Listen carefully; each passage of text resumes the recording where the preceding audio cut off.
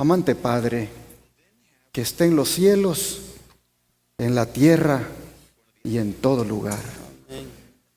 Nosotros, Señor, hemos reconocido y creído que usted es el único Dios, el que nos formó en el vientre de nuestra madre, el que nos ha creado y ha puesto tantos órganos en nuestro cuerpo solo con el fin de que le demos gloria a su nombre. Amén. Así que al estar aquí, queremos, Señor, estar a tono con ese propósito con el cual nos hizo.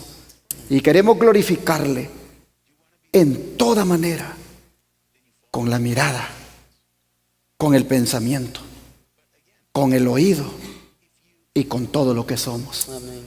Porque, Señor, hay de nosotros si comparecemos de una manera trivial y también sin propósito alguno. Padre, ya sabemos también que así como usted es amor, también es fuego consumidor. Por lo tanto, nos humillamos ante su presencia y lo reconocemos como el Dios santo, santo, santo, y quien merece toda la honra y la gloria. Bendíganos en esta hora, que su palabra, Señor, nos llene y nos indique cuál es su voluntad. Lo rogamos en el nombre de Jesús. Amén. Este día, hermanos, en el seminario profético La Revelación de Jesucristo, en su tema número 38, vamos a dar inicio al estudio de otra profecía que tiene que ver con la iglesia verdadera, a partir del momento cuando ella le da cumplimiento a Génesis 3:15.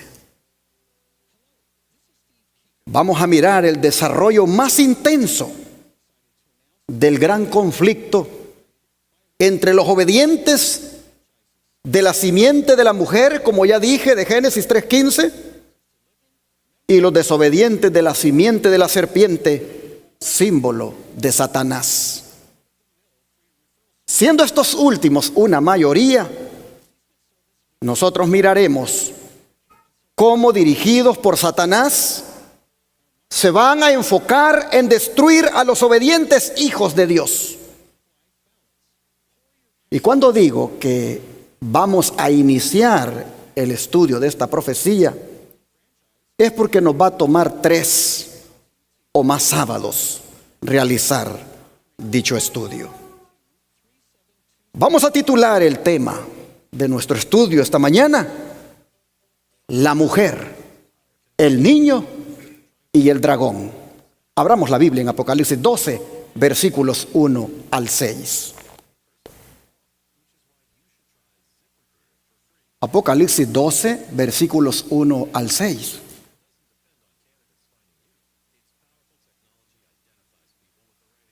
Dice la Escritura: apareció en el cielo una gran señal, una mujer vestida del sol, con la luna debajo de sus pies, y sobre su cabeza una corona de 12 estrellas. Y estando encinta, clamaba con dolores de parto en la angustia del alumbramiento. También apareció otra señal en el cielo.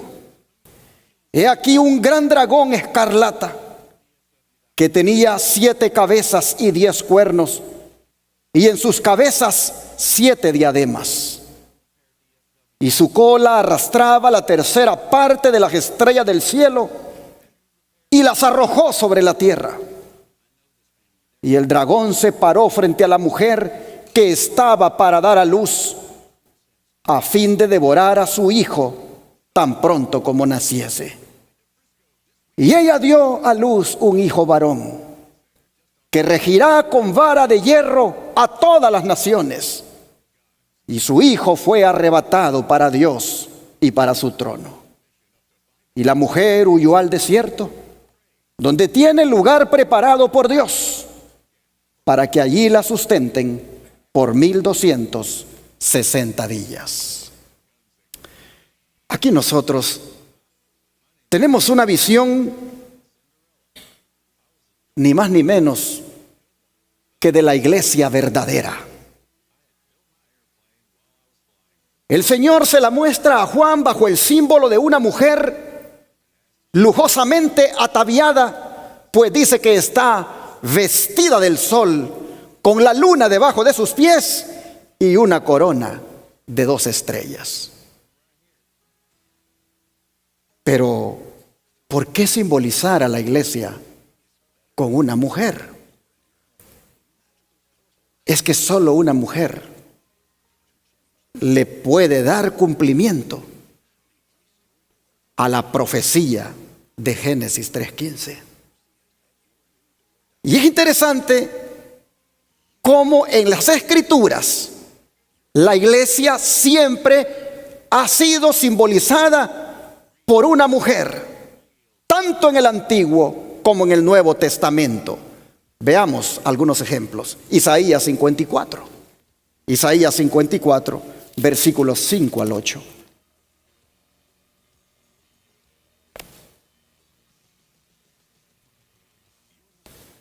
Isaías 54, versículos 5 al 8 dice: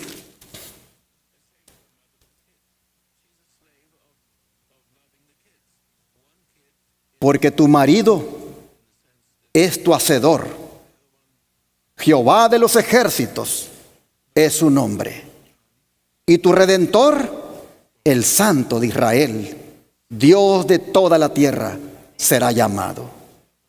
Porque como a mujer abandonada y triste de espíritu, te llamó Jehová.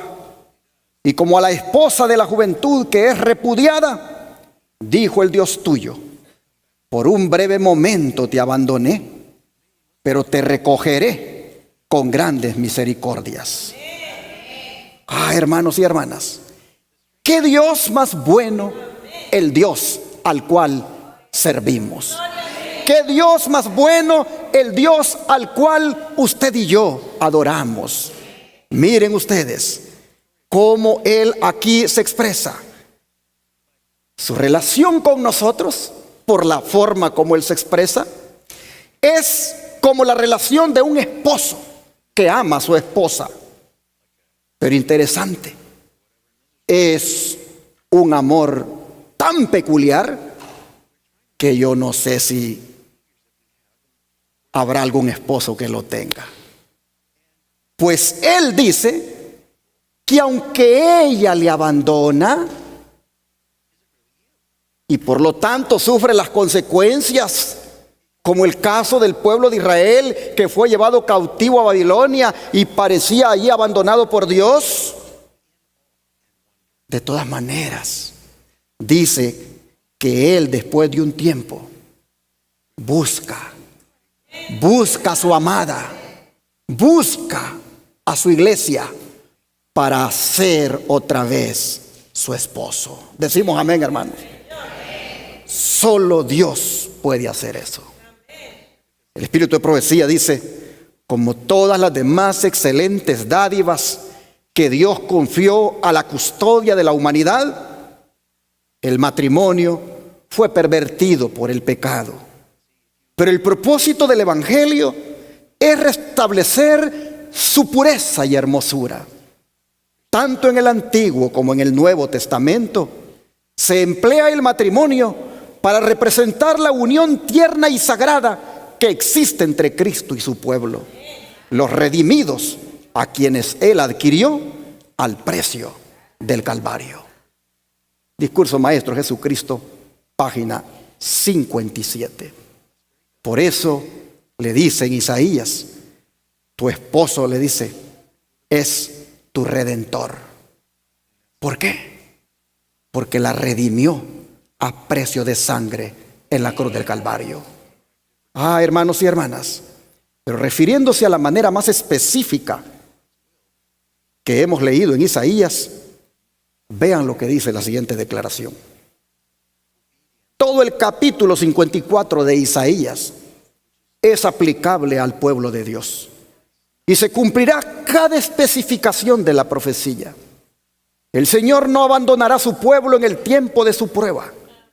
Pues dice, por un breve momento te abandoné, pero te recogeré con grandes misericordias. Con un poco de ira escondí mi rostro de ti por un momento, pero con misericordia eterna tendré compasión de ti, dijo Jehová tu Redentor.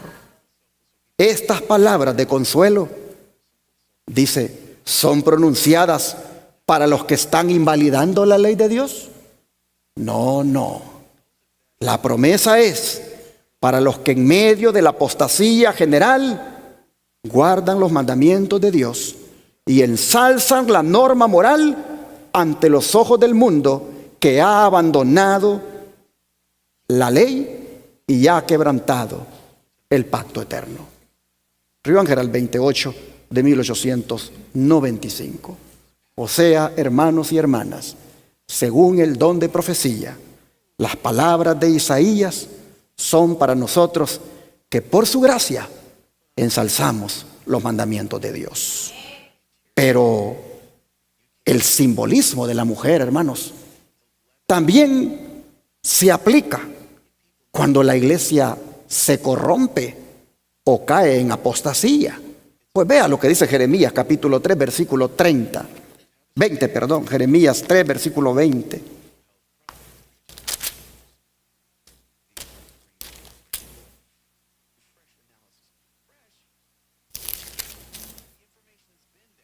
Pero como la esposa infiel abandona a su compañero, así prevaricasteis contra mí, oh casa de Israel, dice Jehová.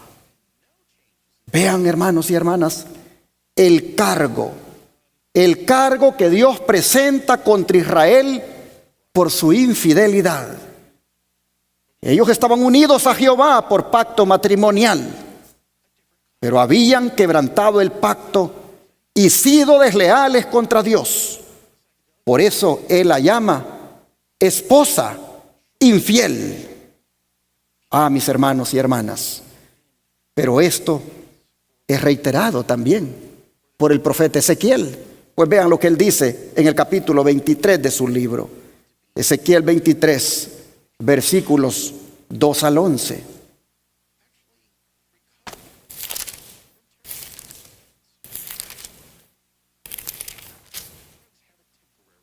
Dice la palabra de Dios: Hijo de hombre, hubo dos mujeres, hija de una madre, las cuales fornicaron en Egipto, en su juventud fornicaron. Allí fueron apretados sus pechos, ahí fueron estrujados sus pechos virginales. Y se llamaban la mayor Ahola y su hermana Aholiba, las cuales llegaron a ser mías y dieron a luz hijos e hijas. Y se llamaron Samaria, Ahola, y Jerusalén, Aholiba.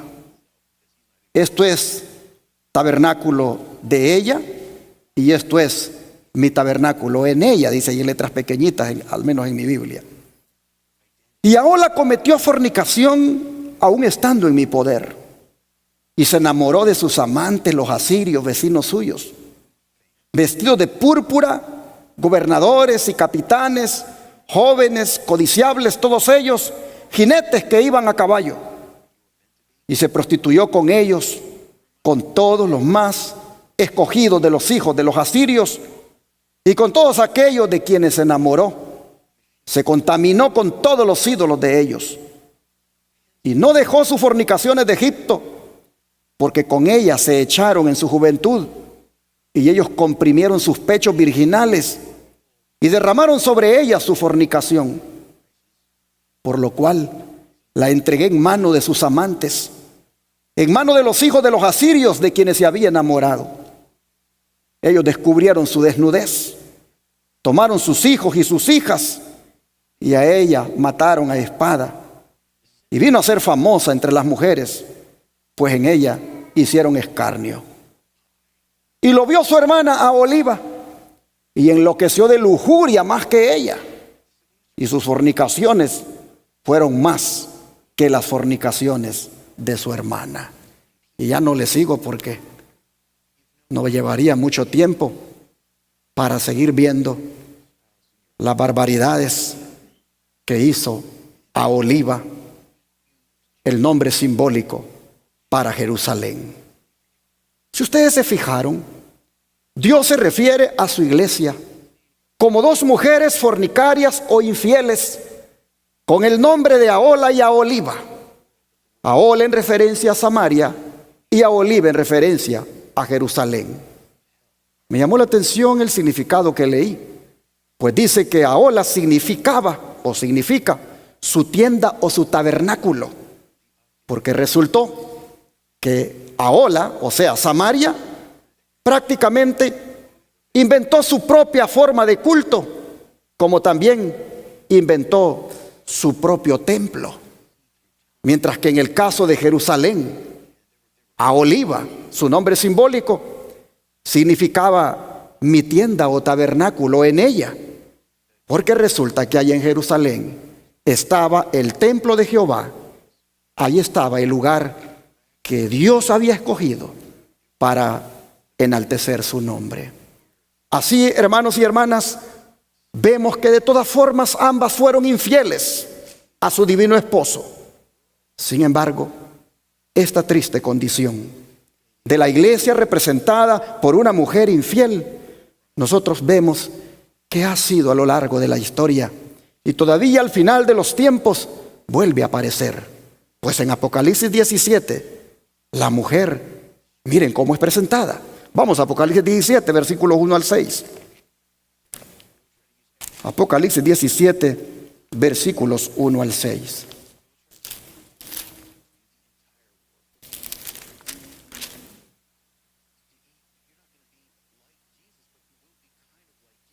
Vino entonces uno de los 7 ángeles que tenían las 7 copas y habló conmigo diciéndome: ven acá y te mostraré la sentencia contra la gran ramera, la que está sentada sobre muchas aguas, con la cual han fornicado los reyes de la tierra, y los moradores de la tierra se han embriagado con el vino de su fornicación.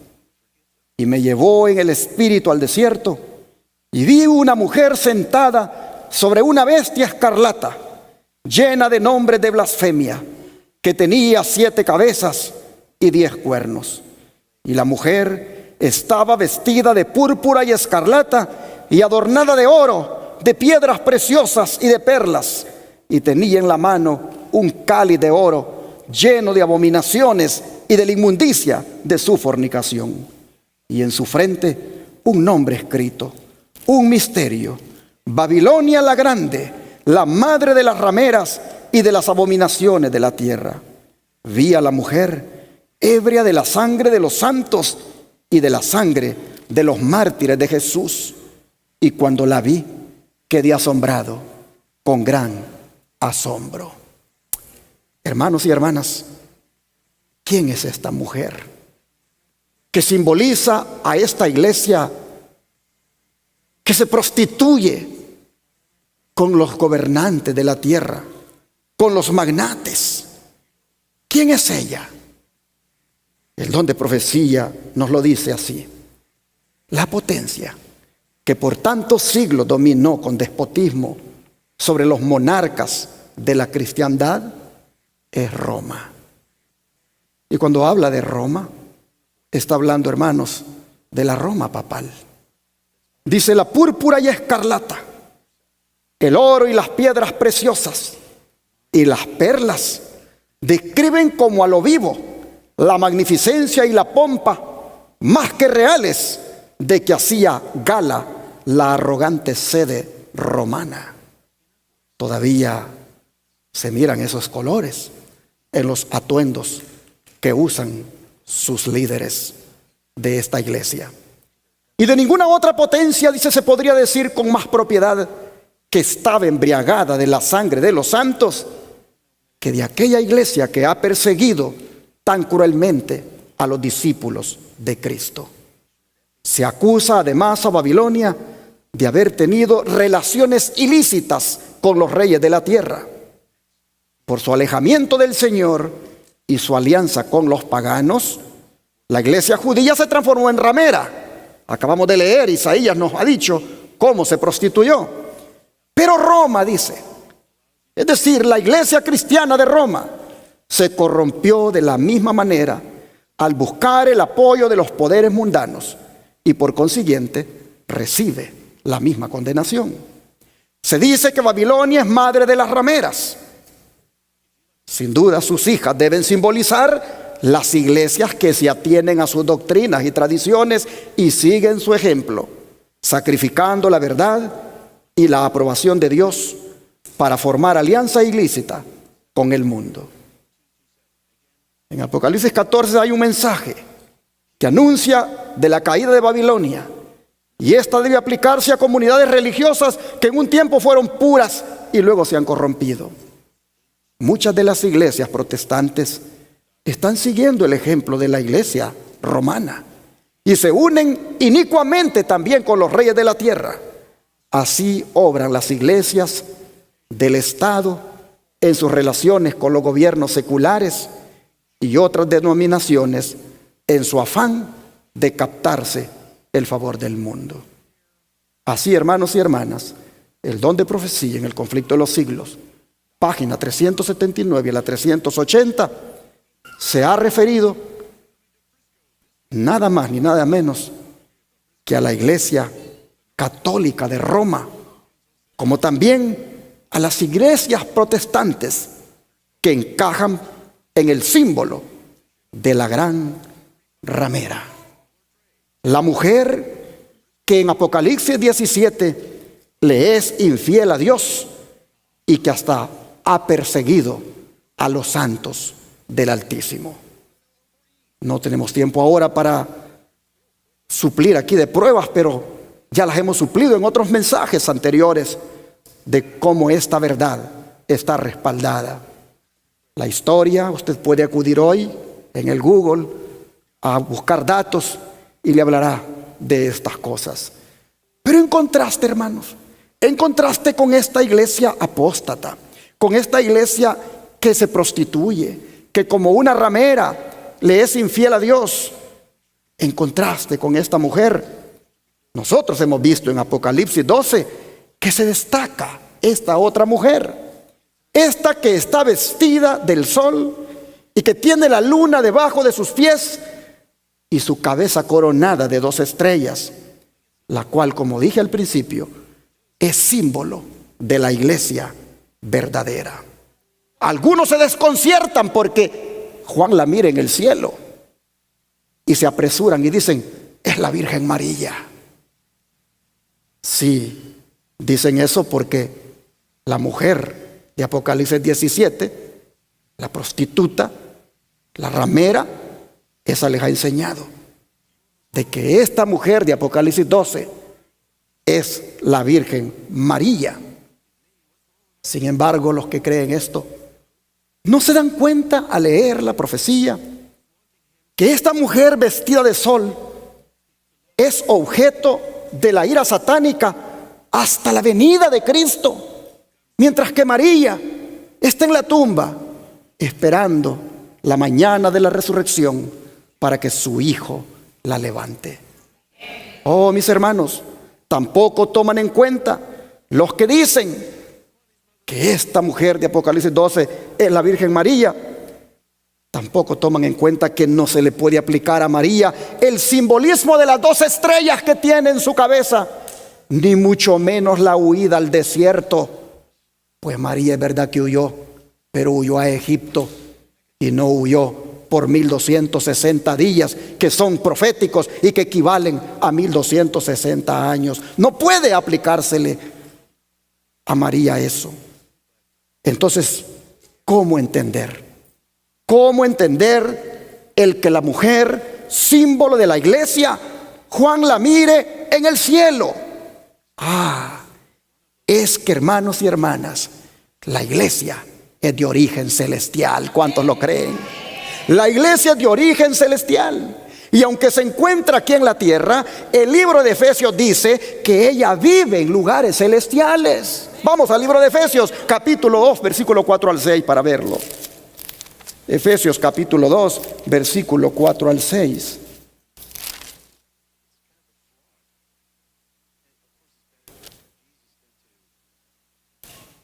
Y la escritura dice: pero Dios, que es rico en misericordia, por su gran amor con que nos amó, aun estando nosotros muertos en pecado, nos dio vida juntamente con Cristo. Por gracia sois salvos. Y juntamente con Él nos resucitó y asimismo nos hizo sentar en los lugares celestiales con Cristo Jesús. Si ustedes notan, lo mismo que se dice de Cristo, se dice de nosotros, la iglesia. Cristo resucitó y está sentado a la diestra del Padre en los lugares celestiales. Amén. Pero nosotros hemos leído que también nosotros ya resucitamos y estamos sentados con Cristo en los lugares celestiales. ¿Cómo puede ser esto así? ¿Cuál es la base que Pablo tiene para afirmar que lo mismo que le sucedió a Cristo cuando resucitó, ya nos sucedió a nosotros también? La respuesta, hermanos, a este interrogante está mismo aquí en Efesios capítulo 1, versículo 22. Está aquí mismo en Efesios capítulo 1, versículo 22 y 23. Dice: y sometió todas las cosas bajo sus pies, y lo dio por cabeza sobre todas las cosas a la iglesia, la cual es su cuerpo, la plenitud de aquel que todo lo llena en todo.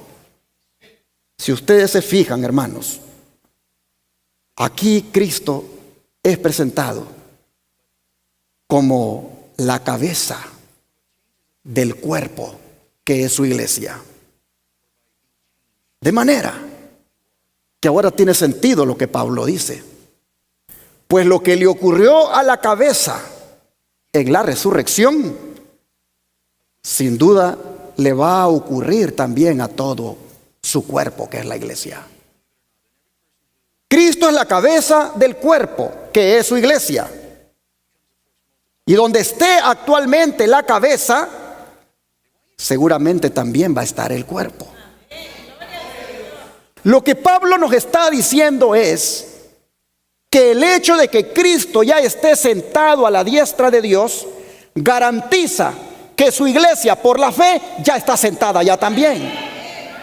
Y que en la realidad se cumplirá cuando sea esta iglesia levantada por Él en su segunda venida. Oh, mis hermanos, con la resurrección de Cristo, que es la cabeza de la iglesia, se ha asegurado en definitiva la resurrección de nosotros, la iglesia, su cuerpo. Así que como creyentes ya pertenecemos por la fe al mundo celestial. Ya estamos sentados, dice Pablo, con Cristo en los lugares celestiales. La entrada de Cristo al cielo es la garantía de que nosotros también entramos por la fe en Él. Pues donde está la cabeza, por la fe también está su cuerpo. Cuando usted ora, ¿a dónde dirige usted su oración? ¿Acaso no la dirige a los cielos?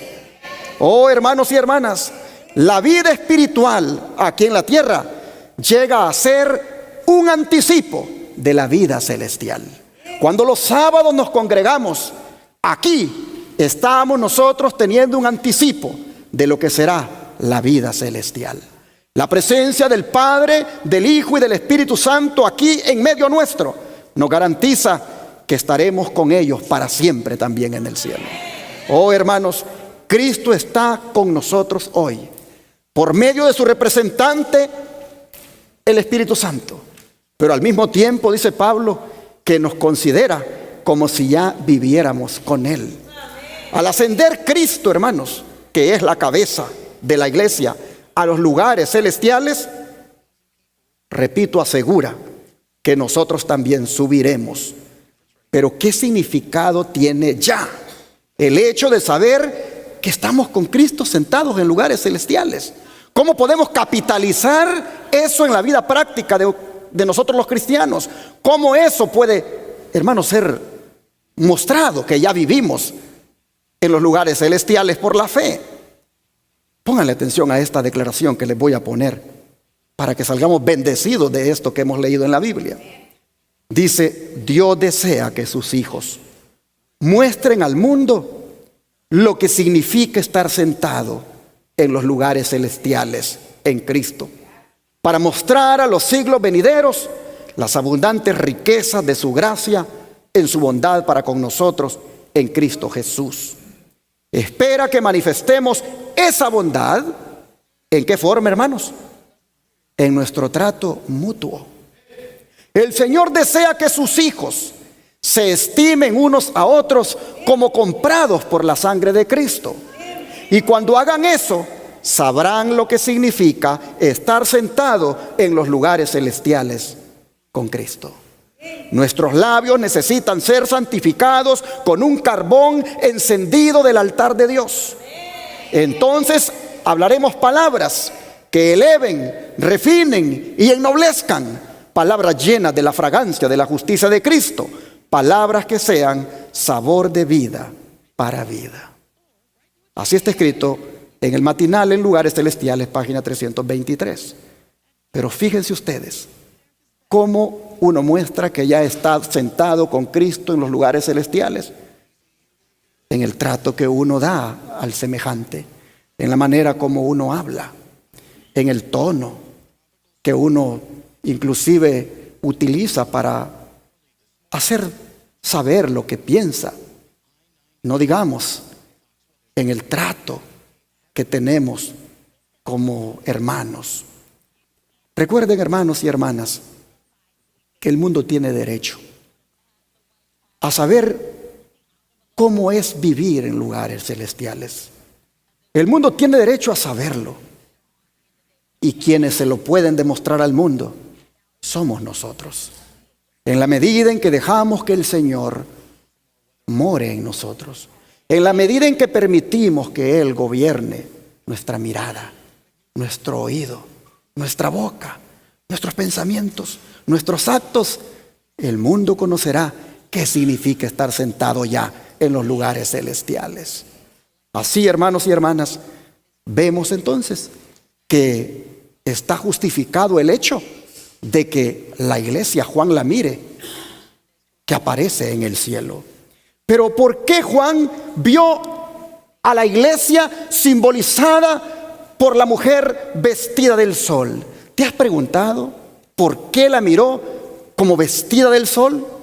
Oh, mis hermanos, es que Juan la miró resplandeciente, la miró iluminada. Y esto no es otra cosa que es porque ella está vestida del sol de justicia, el cual es Cristo. Vean cómo Malaquías se refiere a Cristo aquí en capítulo 4, versículo 2. Malaquías capítulo 4, verso 2. Malaquías 4, versículo 2.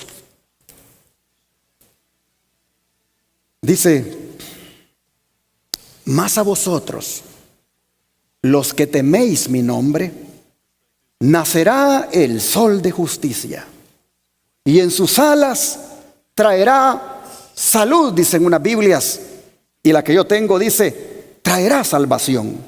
Porque, hermanos, la salud y la salvación son sinónimos.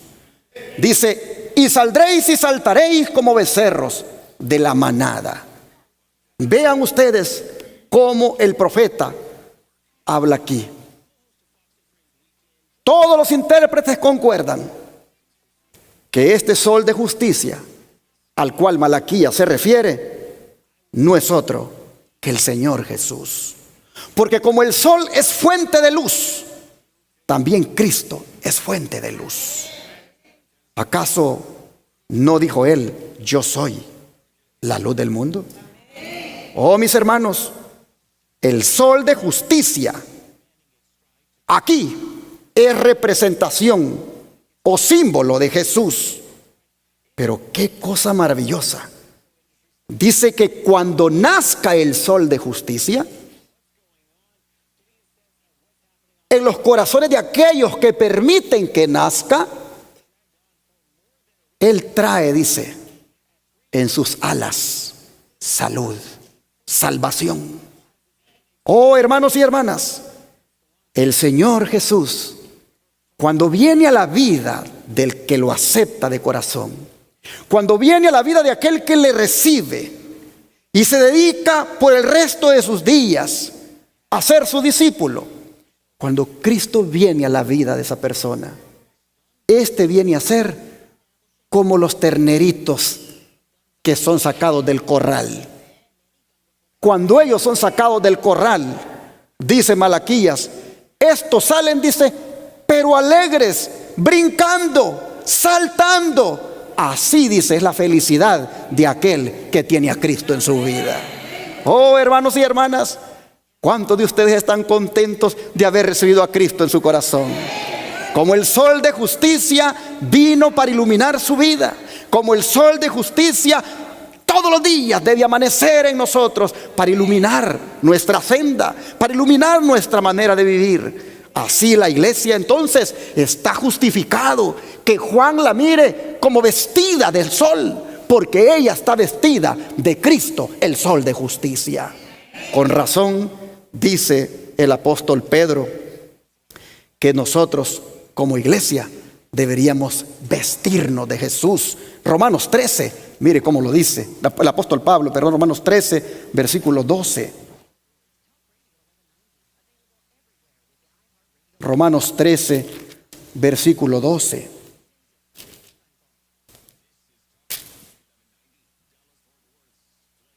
Dice, la noche está avanzada y se acerca el día. Desechemos pues las obras de las tinieblas y vistámonos las armas de la luz. Pregunto, ¿quién es la luz? Cristo. Yo soy la luz del mundo, dijo él, en referencia a yo soy el sol de justicia. Y Pablo dice, vístanse de las armas que él tiene. Vístanse de las armas de la luz. Nosotros vemos que Juan mira a la iglesia vestida del sol, vestida de Cristo, porque ella está vestida de las armas de la luz. ¿Y cuáles son las armas de la luz? ¿Cuáles son las armas de Cristo? No las vamos a leer, pero ustedes saben que en Efesios se habla de una armadura que un soldado se debe poner. Esa armadura, hermanos y hermanas, son las armas de la luz, las cuales nosotros debemos vestir. Pero interesante el verso 14. Vean ustedes cómo Pablo habla ahora, siempre aquí de Romanos 12, verso 14. Dice, si no vestíos del Señor Jesucristo y no proveáis para los deseos de la carne. Así, hermanos y hermanas, la palabra del Señor nos dice que el cristiano, que la iglesia debe vestirse de Cristo, la luz, vestir sus armas. Llama la atención que para que podamos vestirnos de las armas de la luz, hay que desvestirnos.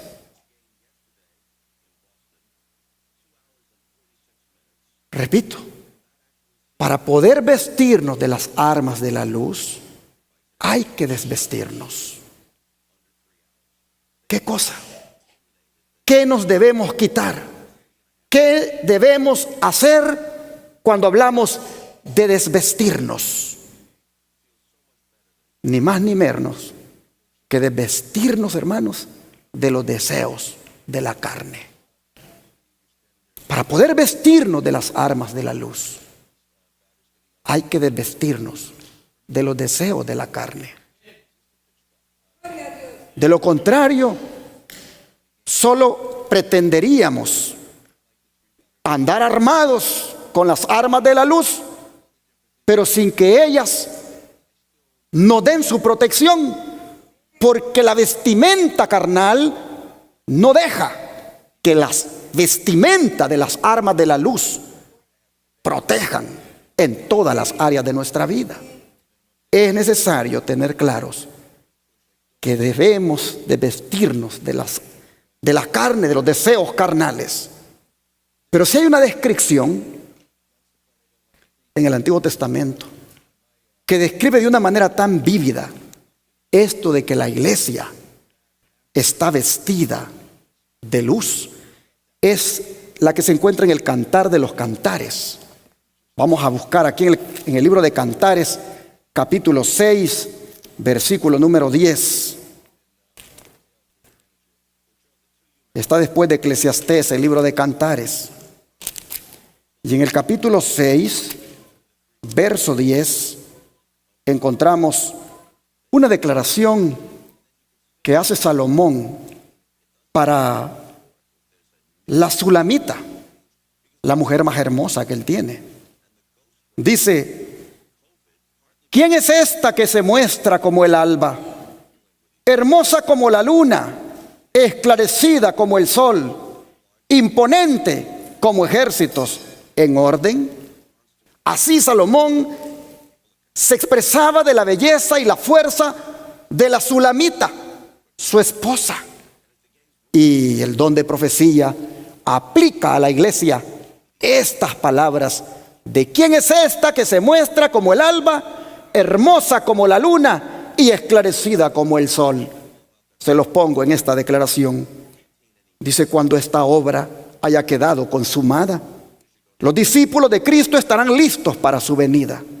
Entonces la ofrenda de Judá y de Jerusalén será grata a Jehová como en los días de la antigüedad y como en los años de remotos tiempos. Entonces la iglesia que nuestro Señor recibirá para sí será una iglesia gloriosa, no teniendo mancha ni arruga ni otra cosa semejante. Entonces ella aparecerá como el alba, hermosa como la luna, esclarecida como el sol, imponente como ejército, con banderas tremolantes. Así, hermanos y hermanas, ven ustedes, se refiere a la iglesia cuando Cristo venga, cuando ésta esté deslumbrante con toda su gloria. Pero sigue diciendo: miembros de iglesia, despertada la importancia de la circulación de nuestras publicaciones y dedicad más tiempo a esta obra.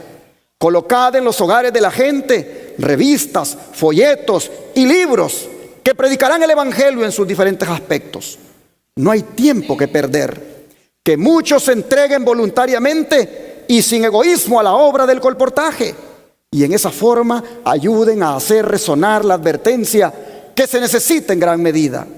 Cuando la iglesia realice la obra que se le ha encomendado, avanzará hermosa como la luna, esclarecida como el sol, imponente como ejército en orden.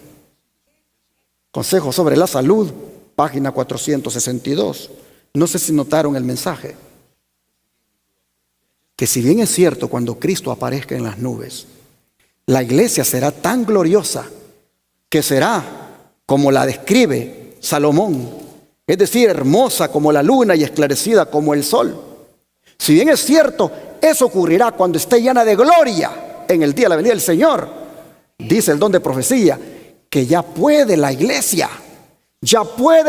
aparecer como Salomón la describe, hermosa como la luna, esclarecida como el sol e imponente como ejércitos en orden. Ya puede la iglesia experimentarlo. ¿Cuándo? Dice, cuando sale a predicar el evangelio, cuando sale y va tocando puertas, cuando sale y va compartiendo estudios bíblicos, cuando sale y va regalándole a otros revistas, libros que tienen el mensaje. Cuando como iglesia nos dedicamos a esa tarea misionera, allí dice, comenzamos a ser hermosa como la luna, esclarecida como el sol e imponente como ejércitos en orden. De manera que no nos perdamos tan grande privilegio, no nos perdamos de experimentar desde ya lo que será la iglesia cuando gloriosamente Jesús se la lleve. Empecemos a vivirlo ya, siendo, hermanos, una iglesia misionera 100%.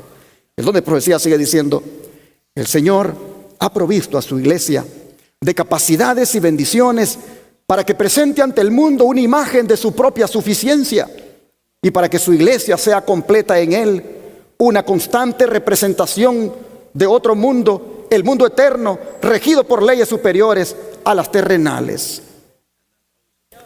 Voy a leerlo otra vez. El Señor ha provisto a su iglesia, ¿de qué cosa? De capacidades y bendiciones. ¿Para qué? Para que presente ante el mundo una imagen de su propia suficiencia, la del Señor, y para que su iglesia sea completa en Él, una constante representación de otro mundo, el mundo eterno, regido por leyes superiores a las terrenales. En otras palabras, hermanos y hermanas, la iglesia está capacitada por el Señor para que hable del reino eterno que le espera a aquel que ame al Señor. Sigue diciendo: su iglesia ha de ser un templo erigido a la semejanza divina, y el arquitecto angelical ha traído su áurea vara de medir del cielo, y cada piedra debe ser labrada y escuadrada según la medida divina, y pulida para brillar como emblema del cielo, irradiando en todas direcciones los rayos brillantes y claros del sol de justicia.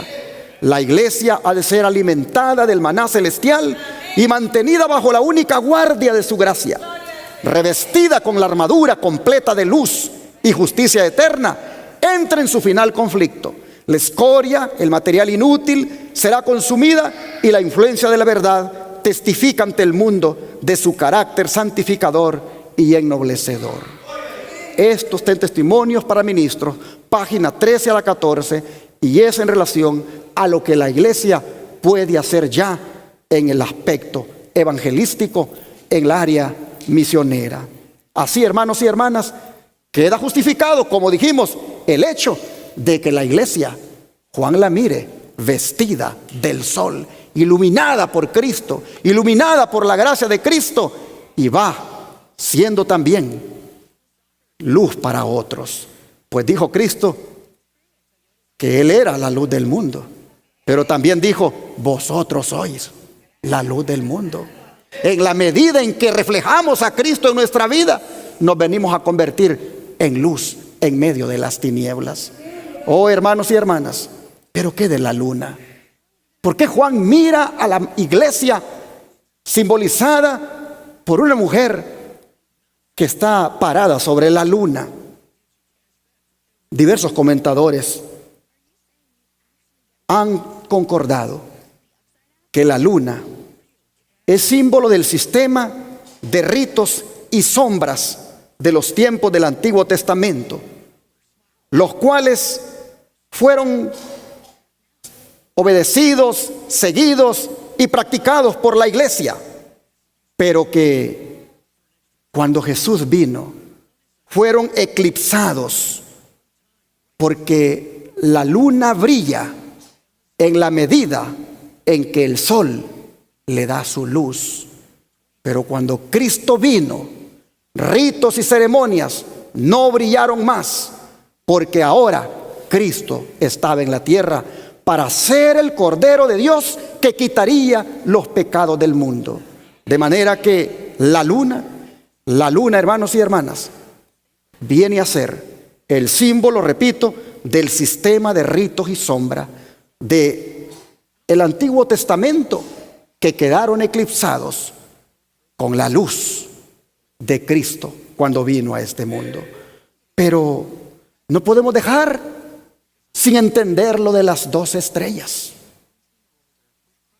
pues esto lo que simboliza es que la iglesia del Señor ha sido organizada bajo el fundamento de 12 patriarcas en el Antiguo Testamento y 12 apóstoles en el Nuevo Testamento. La iglesia está fundamentada sobre la roca que es Cristo y sobre el fundamento de los apóstoles, en el caso nuestro, pero la del Antiguo Testamento sobre el fundamento de los 12 patriarcas. El don de profecía lo dice de la siguiente manera, en Hechos de los Apóstoles, página 16. Los discípulos Estaban por salir como testigos de Cristo para declarar al mundo lo que habían visto y oído de Él. Su cargo era el más importante al cual los seres humanos habían sido llamados alguna vez, siendo superado únicamente por el de Cristo mismo. Habían de ser colaboradores con Dios para la salvación de los hombres. Como en el Antiguo Testamento, los 12 patriarcas eran los representantes de Israel, así los 12 apóstoles son los representantes de la iglesia evangélica.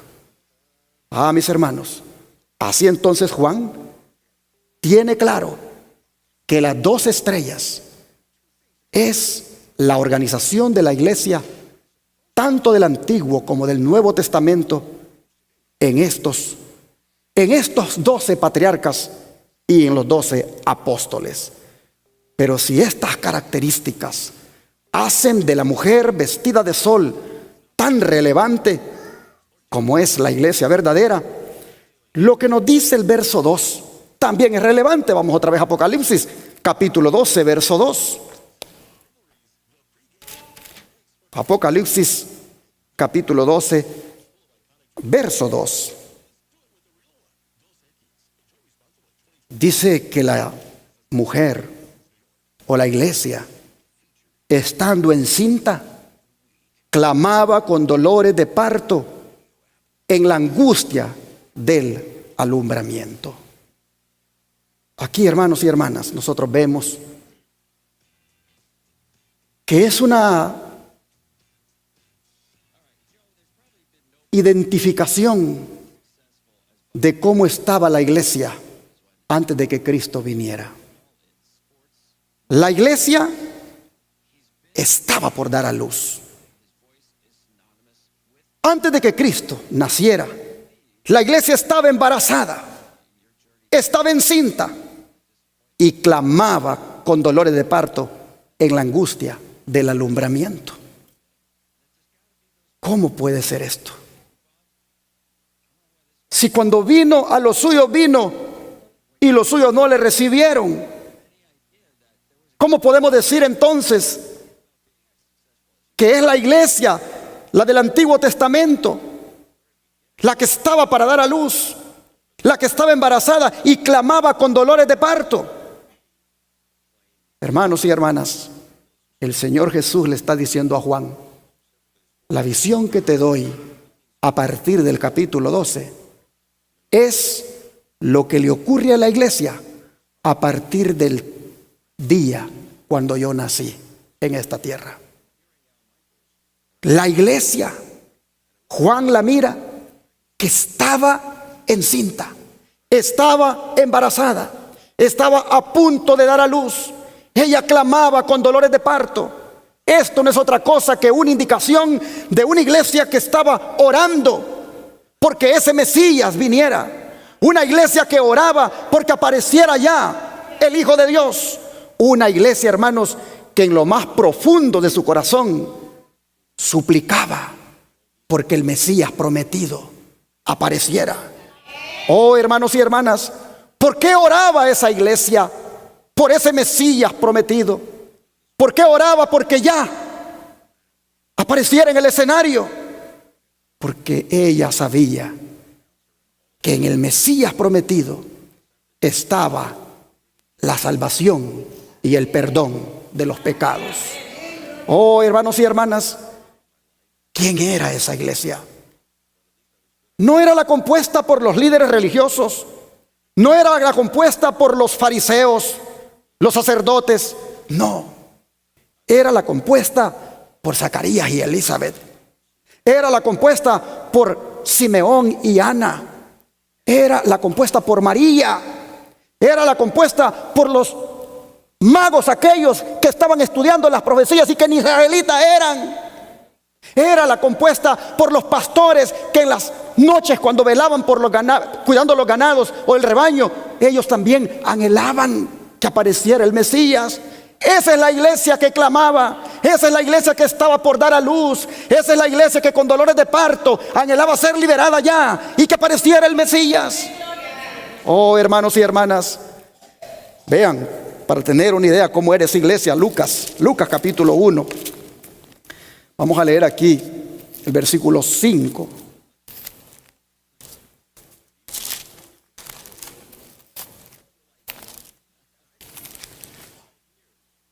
Lucas capítulo 1, versículo 5.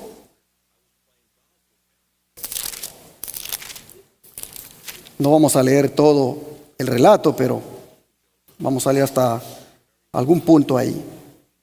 Dice: hubo en los días de Herodes, rey de Judea, un sacerdote llamado Zacarías, de la clase de Abías. Su mujer era de las hijas de Aarón y se llamaban Elizabeth. Aquí están los representantes, hermanos, de la iglesia que estaba embarazada, de la iglesia que estaba por dar a luz, de la iglesia que clamaba en oración porque los dolores de parto se acabaran y naciera el Mesías. Pues vean ustedes cómo lo describe el verso 6 a estos representantes de la iglesia. Dice: ambos, o sea, Zacarías y Elizabeth, eran como, hermanos, justos delante de Dios, y andaban como, hermanos, irreprensibles. ¿En cuántos mandamientos? En todos los mandamientos y ordenanzas del Señor. Esta era la iglesia que clamaba y que estaba una con dolores de parto, clamando porque ya fuera liberada de dicho parto y apareciera el Mesías. Esta era la iglesia, la representada por Zacarías y Elizabeth, hombres justos, piadosos, consagrados delante del Señor, hombres que eran irreprensibles en todos los mandamientos. Pero también junto con ellos, hermanos y hermanas, estaba una jovencita, versículo 26, que también estaba deseando que apareciera el Mesías. Dice el versículo 26: al sexto mes, el ángel Gabriel fue enviado por Dios a una ciudad de Galilea llamada Nazaret, a una virgen desposada con un varón que se llamaba José, de la casa de David, y el nombre de la virgen era María. Y entrando el ángel en donde ella estaba, salve muy favorecida, el Señor es contigo, bendita tú entre las mujeres. Mas ella, cuando le vio, se turbó por sus palabras y pensaba qué saludo sería ese. Entonces el ángel le dijo: María, no temas, porque has hallado gracia delante de Dios. Y ahora concebirás en tu vientre y darás a luz un hijo, y llamarás su nombre Jesús. Este será grande y será llamado Hijo del Altísimo, y el Señor Dios le dará el trono de David su padre, y reinará sobre la casa de Jacob para siempre, y su reinado no tendrá fin. María, la jovencita, que también era parte de esa iglesia que estaba por dar a luz, que estaba de parto, que estaba por que ya saliera del alumbramiento. María, hermanos y hermanas, el Señor la escoge para que en representación de esa iglesia de la cual Zacarías y Elizabeth eran miembros, ella fuera la privilegiada de que en su vientre el Espíritu Santo se encargara de que allí Jesús fuera concebido. Oh, hermanos y hermanas, uno puede seguir leyendo de esa iglesia que estaba para dar a luz, como también lo muestra aquí Lucas 3, versículo 15. Miren ustedes, Lucas 3, versículo 15.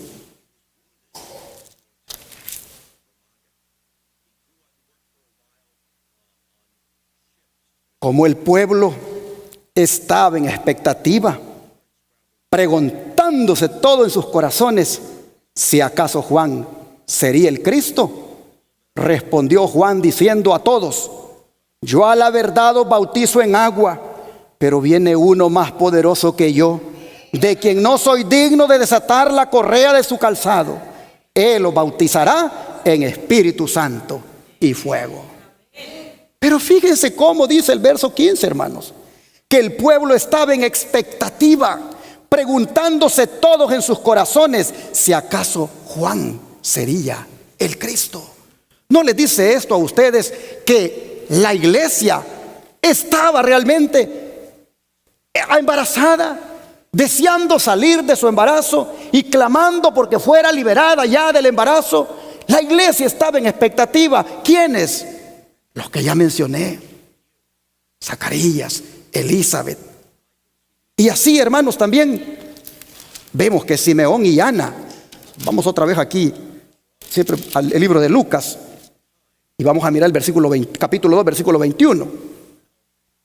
Dice: cumplidos los 8 días para circuncidar al niño, le pusieron por nombre Jesús, el cual le había sido puesto por el ángel antes que fuera concebido. Y cuando se cumplieron los días de la purificación de ellos, conforme a la ley de Moisés, le trajeron a Jerusalén para presentarle al Señor. Como está escrito en la ley del Señor, todo varón que abriere la matriz será llamado santo al Señor, es decir, primogénito. Y para ofrecer conforme a lo que se dice en la ley del Señor, un par de tórtolas o 2 palominos. Pero vean ustedes, aquí están otros representantes de la iglesia que estaba para dar a luz. Y he aquí había en Jerusalén un hombre llamado Simeón. Y este hombre justo y piadoso esperaba la consolación de Israel. Y el Espíritu Santo estaba sobre él. Y le había sido revelado por el Espíritu Santo que no vería la muerte antes que viera al ungido del Señor. Y movido por el Espíritu, vino al templo. Y cuando los padres del niño Jesús lo trajeron al templo para hacer por él conforme al rito de la ley, él lo tomó en sus brazos y bendijo a Dios diciendo: ahora, Señor, despides a tu siervo en paz, conforme a tu palabra, porque han visto mis ojos tu salvación, la cual has preparado en presencia de todos los pueblos, luz para revelación a los gentiles y gloria de tu pueblo Israel. Este es uno que estaba por dar a luz. Este es uno que representaba a la iglesia que estaba con dolores de parto. Un hombre piadoso, consagrado, que anhelaba la salvación, que anhelaba que el Mesías viniera. Pero a él se le une Ana. Pues dice el versículo 36: estaba también allí Ana, profetisa, hija de Fanuel, de la tribu de Aser, de edad muy avanzada, pues había vivido con su marido 7 años desde su virginidad, y era viuda hacía 84 años, y no se apartaba del templo, sirviendo de noche y de día con ayunos y oraciones. Esta, presentándose en la misma hora, daba gracias a Dios y hablaba del niño a todos los que esperaban la redención en Jerusalén. Así nosotros vemos como los versículos 1 y 2 cubren un periodo de tiempo comenzando justo antes del inicio de la era cristiana, cuando la iglesia fervientemente añoraba y esperaba el advenimiento del Mesías. Y se extiende ese tiempo, hermanos, hasta cuando completamente la iglesia esté completamente, valga la redundancia, coronada de gloria en la venida del Señor. La mujer de Apocalipsis 12, Juan la mira con dolores de parto, porque anhelaba que su hijo naciera. Y esto, repito, es una señal de cómo los fieles de aquella iglesia anhelaban la primera venida de Cristo. Oh, hermanos y hermanas, así como Cristo vino la primera vez, y los que lo esperaban, como son todos los que mencioné, se gozaron con su venida, así también la iglesia de hoy, la verdadera, la fiel, espera anhelantemente que Cristo venga por segunda vez. Y como la iglesia de antaño se gozó en la primera venida, la iglesia de hoy nos gozaremos en su segunda venida.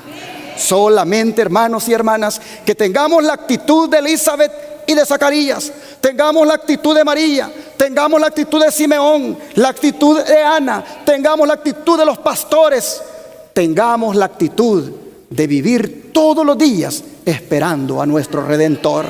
Esperemos que Él venga pronto y tengamos de antemano la seguridad que aunque se ha tardado, volverá por nosotros. Como vino la primera vez y aparentemente se había tardado, el embarazo estaba por ya dar a luz, pero vino así, hermanos, va a venir por segunda vez. Solamente tengamos la actitud de aquellos hombres, una actitud de espera, una actitud, hermanos, de perseverancia, porque el Señor Jesús vendrá por nosotros. Pero el niño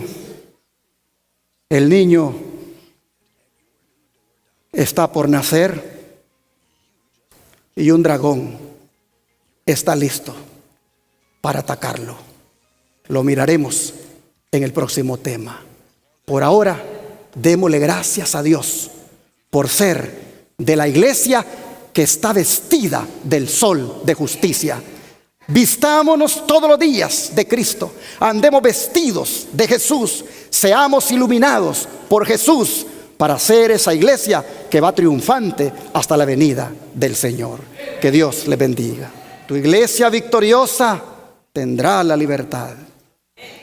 Porque nunca, hermanos, nunca había estudiado Apocalipsis 12 en la forma detallada como lo estoy haciendo. Miren, solo 2 versículos citamos. Y hay mucho más que aprender. Gloria a Dios por su palabra. Vamos a darle gracias al Señor. Oremos.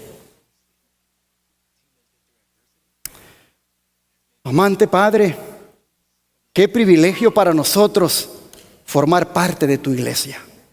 Qué privilegio para nosotros formar parte de esa iglesia vestida del sol. De esa iglesia coronada con 2 estrellas y que tiene sus pies sobre la luna. Qué privilegio para nosotros ser parte de la iglesia verdadera. Ayúdanos, Señor, a permanecer en esta iglesia. Ayúdenos, Señor, a perseverar, a no claudicar en cuanto a la fe y a mantenernos firmes en esta iglesia, porque como dice su palabra y también lo ha dicho el himno, cuando usted aparezca en las nubes, su iglesia habrá ganado la victoria. Así que, Señor, nos encomendamos en sus manos y le pedimos que seamos cristianos victoriosos, que seamos cristianos que podamos reflejar aquí en el mundo lo que es estar sentado ya en los lugares celestiales. Ayúdenos, por favor, a poder ser iluminados desde ya con su gloria cuando hablamos a otros de usted. Ayúdenos, Padre, a hacer esa iglesia esclarecida como el sol, porque tenemos en nosotros el sol de justicia. Gracias, Padre, se lo pedimos, lo agradecemos en el nombre de Jesús. Amén.